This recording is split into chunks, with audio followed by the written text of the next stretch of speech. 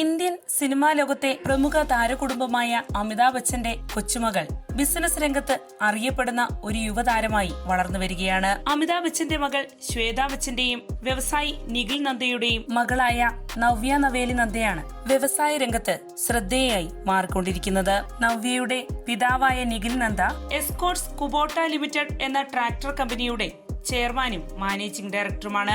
40,000 കോടി രൂപ മൂല്യമുള്ള ഈ കമ്പനിയിലാണ് നവ്യ പ്രവർത്തിച്ചു വരുന്നത്. എസ്കോർട്സ് കുബോട്ടയുടെ 0.02% ഓഹരിയാണ് നവ്യയുടെ പക്കലുള്ളത്. ഇതോടൊപ്പം പ്രമുഖ കോസ്മെറ്റിക് കമ്പനിയായ ലോറിയൽ പാരീസിന്റെ കോസ് അംബാസഡർ ആണ് നവ്യ. സംരംഭക എന്ന നിലയിൽ ഒരു തൊഴിലിൽ മാത്രമായി ഒതുങ്ങി നിൽക്കാൻ ഞാൻ ആഗ്രഹിച്ചിരുന്നില്ല.